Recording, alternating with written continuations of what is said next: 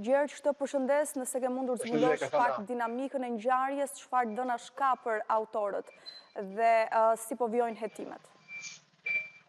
Po, në fakt ngjarja që ndodhi në mbrëmjen e djeshme rreth orës 20 të mbrëmjes, duket se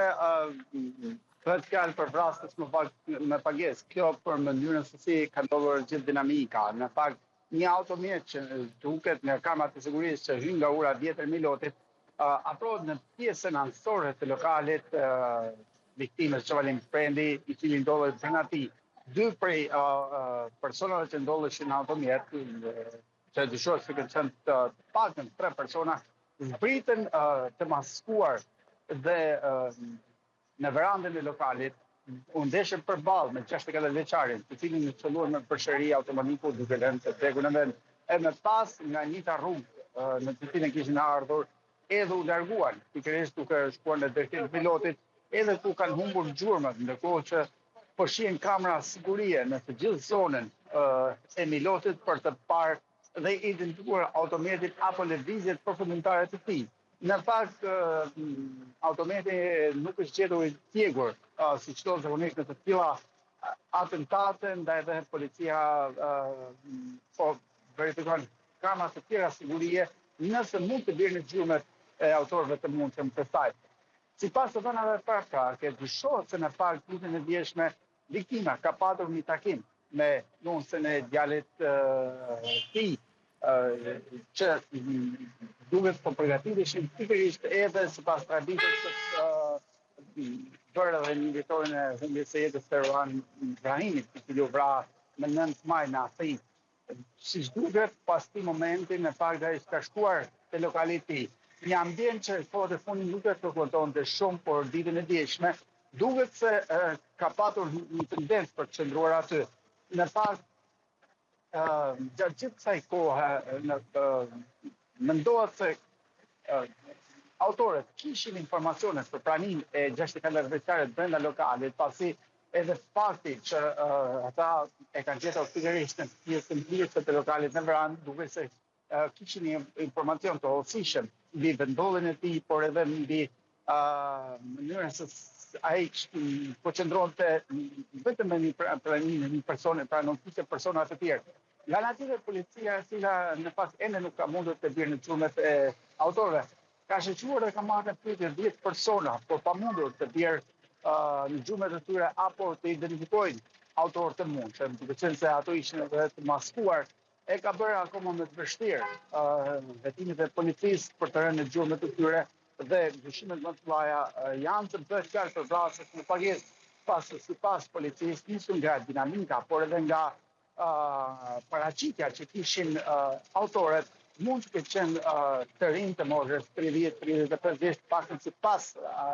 përkufizimit fizik të tyre, por që nuk kanë mundur të bijnë në gjurmët e tyre, ndërkohë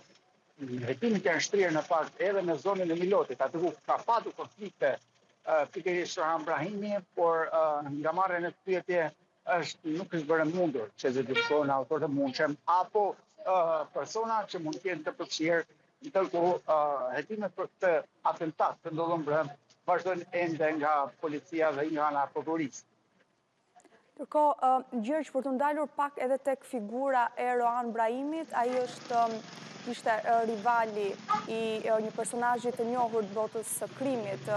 Ervis Martina. Janë ushtruar kontrolle në banesat paktën të personave me cilët Orhan Brahimi kishte armiqësi?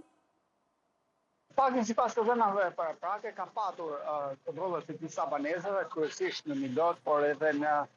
zonën e Fushkuqës, por sigurisht nisën nga fakti që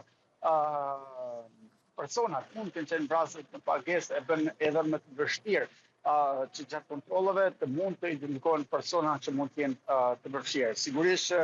Orhan Brahimi gjatë kësaj periudhe, para një viti, ka patur disa ngjarje ku dyshohet se mund të qenë përfshirë, e këtu bëhet fjalë edhe për një tjetër ngjarje në fakt të ndodhur pikërisht në zemrën e Lezhës, ku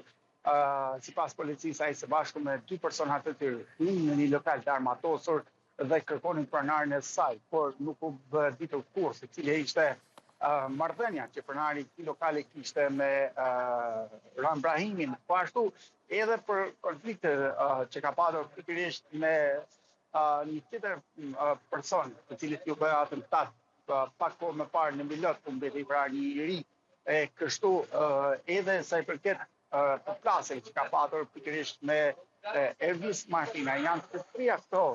hetimet që po shkrin nga policia Lezhës për të parë nëse mund të gjej element të dyshim se kush mund të ketë qenë autorët e mundshëm të vrasjes së